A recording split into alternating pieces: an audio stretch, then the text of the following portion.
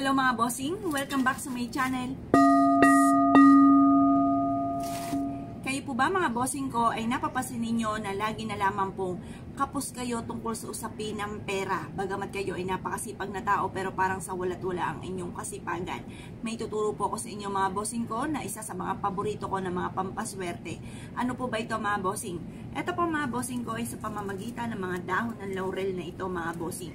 Ito po ang tamang proseso ng paggawa po nito mga bossing dahil ang aking po mga ginawang ganito mga bossing ko ay mabilis pong tumatalab yung mga kahilingan ko mga bossing.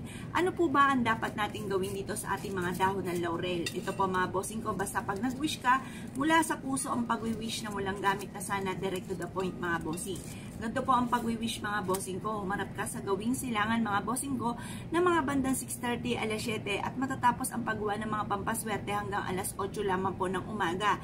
Ngayon po mga bossing, ang aking pong ginawa ay binulong ko sa dahon ng laurel ang aking mga kahilingan. Kasi kapag po kayo ay nagsulat, madiin pa naman ako sumulat, malaki ang tsansa na ito ay mabutas or kaya po ay madurog yung dahon ng laurel dahil sobrang tuyo na po niya. Ngayon po mga bossing, ang ginagawa ko lamang, ako po ay nag-wish mula sa aking pong puso. Time-time na panalangin ko ano yung matagal ko nang pinapangarap or yung aking ninanaisa ngayon. Halimbawa, nais ko na magkaroon ng sariling negosyo. Gusto ko magkaroon ng negosyo na dito na ako yayaman.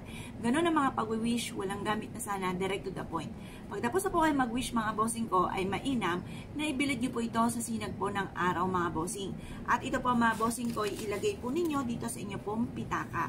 Mainam mga bossing ko ng ating pitaka ay ibilad nyo muna sa sinag po ng araw. At kayo po mga bossing ko ay usap-usapin nyo rin ito, lalo-lalo na kung halimbawa bumawas ka ng pera sa kanya, sabi mo sa inyo pong isipan, babalik ka kaagad, parang nakausap nyo yung pera.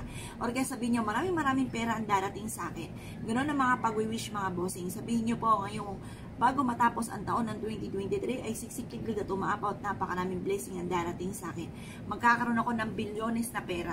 At pagkatapos mga bossing ko, ito po ay buksan po ninyo mga bossing at ilagay nyo po dito sa ating pitaka mga bossing ko itong ating dahon ng laurel.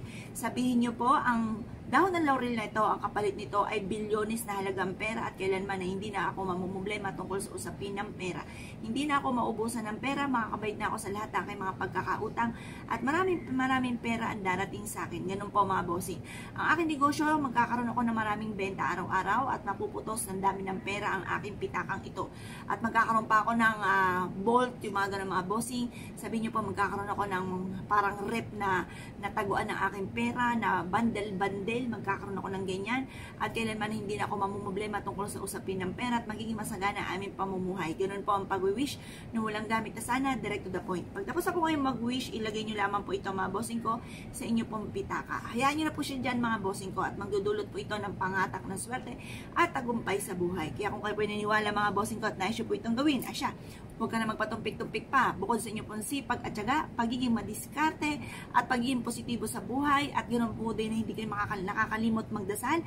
Lagi nasa puso't isipan nyo mga bossing ko ang itaas mga bossing. Sabayan nyo ng ganito mga pamamaraan at good luck po sa inyo po lahat.